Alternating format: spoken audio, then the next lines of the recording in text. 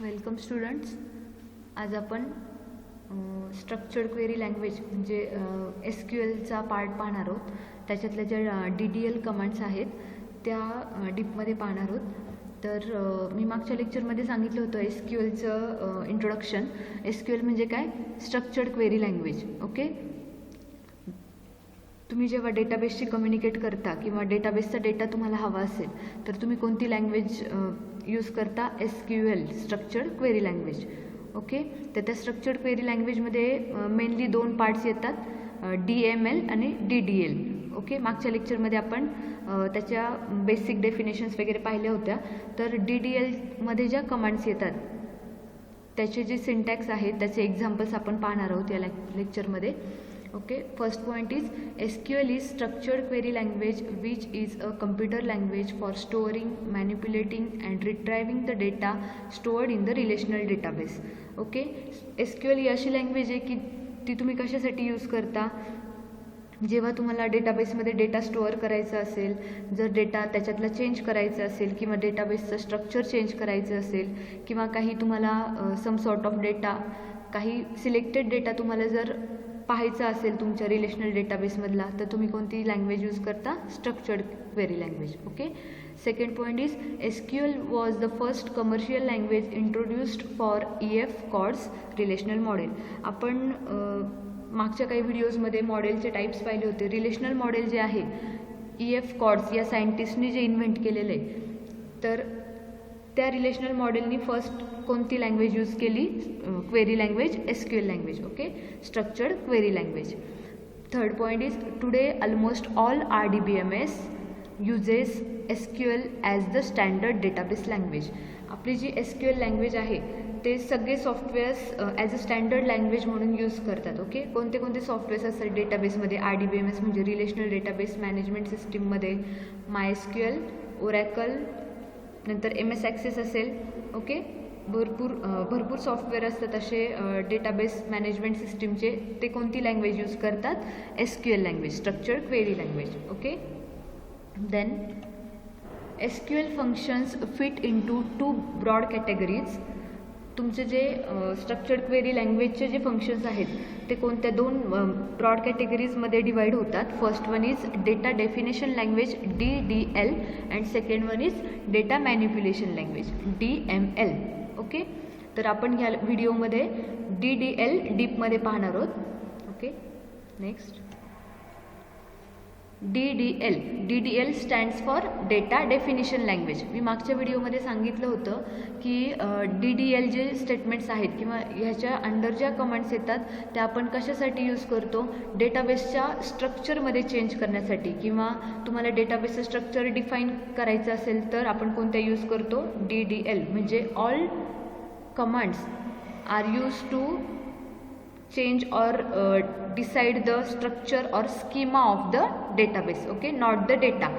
डेटाचे जे चेंजेस असतात ते कोणत्या कमांड्सने आपण चेंज करतो? DML. ओके. आणि स्ट्रक्चरचे जे रिलेटेड चेंजेस असतात किंवा स्कीमा किंवा डिझाईन म्हणू शकता तुम्ही, डिझाईन ऑफ डेटाबेसचे रिलेटेड जे चेंजेस असतात ते कोणत्या लँग्वेजमध्ये येतात? DDL. ओके.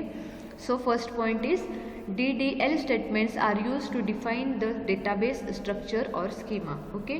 तुम्हाला जर डेटाबेसचं स्ट्रक्चर और स्कीमा किंवा डिझाईन तुम्हाला जर डेटाबेसचं डिसाईड करायचं असेल किंवा डिफाईन करायचं असेल तेव्हा तुम्ही कोणत्या यूज करता? Commands DDL. Second point is all DDL commands are auto committed. Okay. That means it saves all the changes permanently in the database. Okay. ज्या DML कमांड्स असतात ना, DML, त्याला तुम्हाला एकदा परफॉर्म केलं आणि सपोज तुम्हाला परमनंटली सेव्ह करायचं आहे तर तुम्हाला एक कमिट म्हणून कमांड यूज करावी लागते. ओके. पण DDLच्या कमांड्सचं कसं असतं? They are auto committed. म्हणजे काय? तुम्ही एकदा परफॉर्म केली की तुम्हाला सेव्ह करण्याची गरज नाही, ते ॲटोमॅटिकली काय होतं? सेव्ह होतं. ओके. तुम्ही सपोज एखादं मला डेटाबेस क्रिएट करायचं आहे, मी जर एखादी DDL कमांड कोणती यूज करते? त्यासाठी क्रिएट यूज करते. ओके. जर मी क्रिएट कमांड यूज केली तर मग माझा तो जो डेटाबेस आहे तो परमनंटली काय होणार आहे? क्रिएट होणार आहे. ओके. क्रिएट टेबल यूज करून मी सपोज एखादा टेबल क्रिएट केला डेटाबेसमध्ये तर तो परमनंटली सेव्ह होणार आहे त्या डेटाबेसमध्ये. ओके. त्याला स्पेशली कमिट कमांडची गरज नसते. ओके, सो त्यांनी काय सांगितले, all DDL commands are auto committed.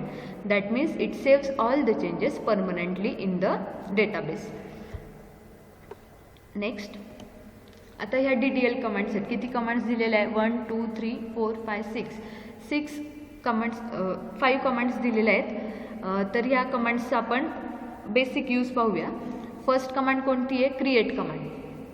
त्याचं यूज काय आहे? To create the new table or database. First one is create command. Create कमांडचा यूज काय असतो? मला एखादं जर टेबल क्रिएट करायचं आहे किंवा डेटाबेस क्रिएट करायचं असेल तर मी कोणती कमांड यूज करते? Create command. Second one is alter command. Alter command कशासाठी? For alteration. ओके, अल्टरेशन म्हणजे काय? मला जर चेंज करायचं असेल काही स्ट्रक्चरमध्ये, डेटाबेसच्या स्ट्रक्चरमध्ये एखादा कॉलम ॲड करायचा असेल किंवा एक्झिस्टिंग जो कॉलम आहे आधीचा तो चेंज करायचा असेल तर मी कोणती कमांड यूज करते? Alter command. Third one is truncate command. Delete data from the table.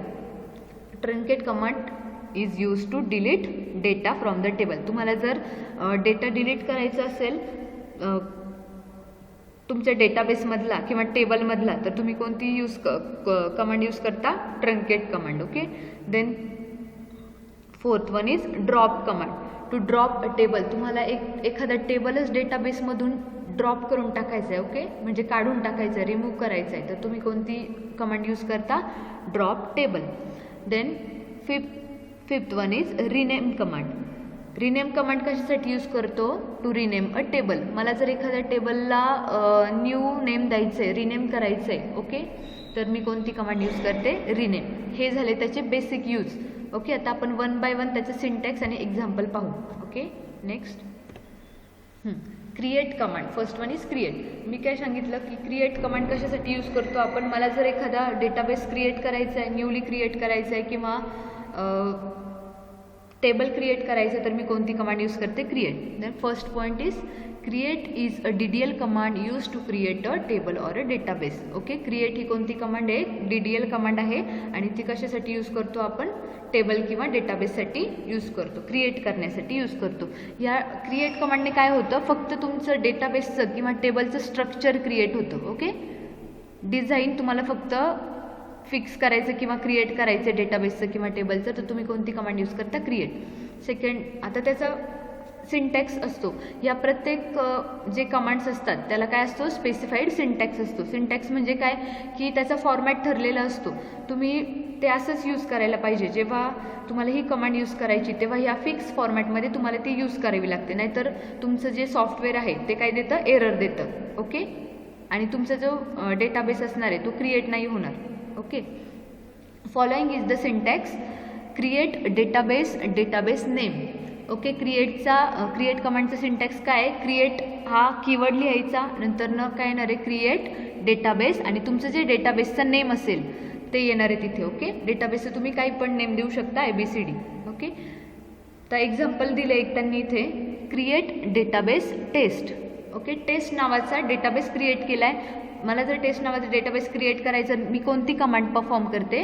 Create database test. Okay, या कमांडने तुमचं काय होणार आहे? टेस्ट नावाचा डेटाबेस क्रिएट होणार आहे. Okay, next alter command.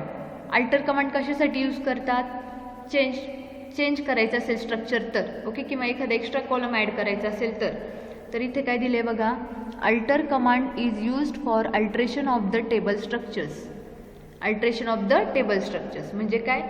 Table स्ट्रक्चरमध्ये किंवा डिझाईनमध्ये तुम्हाला काही चेंजेस करायचे असतील तर तुम्ही कोणती कमांड यूज करता? Alter command. There are various usages of alter command such as. त्याचे डिफरंट टाईप्स ऑफ यूज आहेत अल्टर कमांडचे. फर्स्ट काय आहे? To add a column to existing table. Suppose एखादा एक्झिस्टिंग टेबल आहे आणि मला काही आफ्टर सम पिरियड काही दिवसांनी मला असं वाटलं की मला ह्या टेबलमध्ये एखादा कॉलम ॲड करायचा आहे. सपोज नव्याने एक कॉलम ॲड करायचं तर मी कोणती कमांड यूज करते? Alter command. सेकंड वन काय आहे? To rename any existing column. Okay, एखाद्या टेबलचा आधीचा कॉलम असेल आणि मला त्याला काय करायचं आहे? रिनेम करायचं आहे. सपोज स्टुडंट डेटाबेस आहे, स्टुडंट टेबल आहे आणि मी त्याच्यात एक हे दिले, कॉलम नेम लिहिलं आहे की नेम लिहिलं आहे फक्त. ओके, स्टुडंट, आणि मला त्याचं स्टुडंटचं नेम आहे सपोज, आणि मला त्याचं नेम काय करायचं आहे, स्टुडंट नेम असं करायचं आहे. मला त्या कॉलमचं नेम काय करायचं आहे, चेंज करायचं आहे. तर त्या कॉलमचं नेम चेंज करण्यासाठी मी कोणती कमांड यूज करते, alter command. Then third one is to change data type of any column or to modify its size. मला सपोज एखाद्या कॉलमचा डेटा टाईप चेंज करायचा आहे किंवा मला त्या कॉलमला मी जी साईज अलोकेट केलेली आहे ती मला थोडी मॉडिफाय करायची. ओके, तर मी कोणतं कमांड यूज करते, alter. Then fourth one, alter is also use to drop a column. Okay, एखादा कॉलम जर टेबलमधलं तुम्हाला ड्रॉप करून टाकायचा आहे, एखादा कॉलमच नको आहे आपल्याला सपोज टेबलमध्ये, तर मी कोणती कमांड यूज करते, alter command. Okay, next truncate command.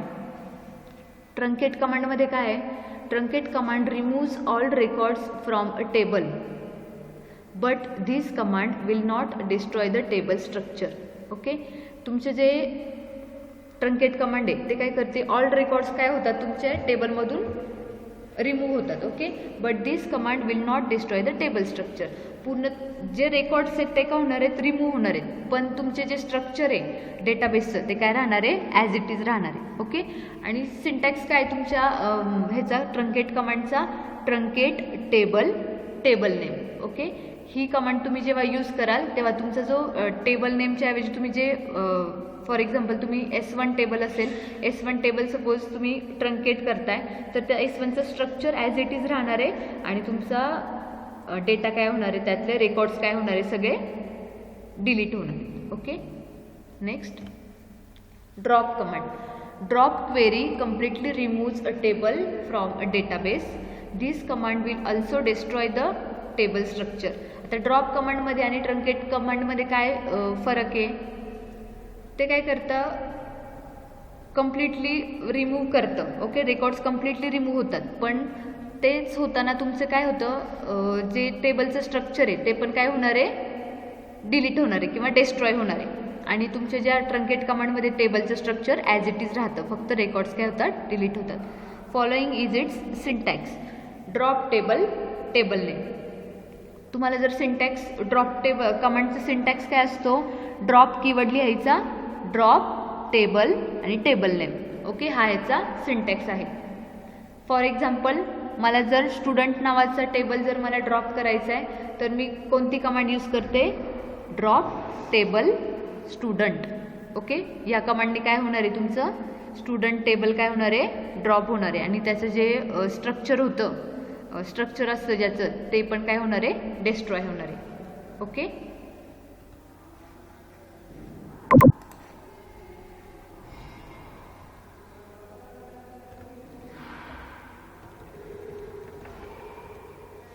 ही आता final one is rename command. Okay, rename command कशासाठी यूज करतो, मला सपोज एखाद्या टेबलला रिनेम करायचं आहे तर मी कोणती म्हणजे मला दुसरं नेम द्यायचं आहे सपोज एखाद्या कमांडला, एखाद्या टेबलला, तर मी कोणतं कमांड यूज करते, rename command. Rename command is use to rename a table. Okay, त्याचं सिंटॅक्स कसं असतो, फॉलोइंग इज इट सिंटॅक्स. तर rename table old table name to new table name. आता इथे ओल्ड टेबल नेम आहे, तिथे माझं कोणतं नेम येणार आहे, आधीचं टेबलचं नेम येणार आहे. सपोज माझ्या स्टुडंट नावाचा डेटाबेस आहे, टेबल आहे, तर मला त्याचं नेम काय द्यायचं आहे, स्टुडंट 1 असं द्यायचं आहे. ओके, तर ओल्ड टेबल नेमच्या जागी काय येईल, स्टुडंट येईल आणि न्यू टेबल नेमच्या जागी येईल स्टुडंट 1. ओके, तर हा याचा सिंटॅक्स आहे. फॉर एक्झाम्पल दिले इथे पहा, rename table student to student record. Okay, इथे काय दिलेलं आहे, स्टुडंट त्यांचं आधीचं टेबलचं नाव आहे आणि त्यांना काय करायचं आहे, स्टुडंट रेकॉर्ड असं नेम द्यायचं आहे त्याला, म्हणून त्यांनी काय दिलं, रिनेम. त्यांनी कशी कमांड लिहिली, rename table student to student name. The above query will rename student table to student record. तुमचं जे स्टुडंट नेम आहे रेकॉर्ड टेबलचं आधीचं, त्याला काय रिनेम करणार आहे, स्टुडंट रेकॉर्ड. Okay, thank you.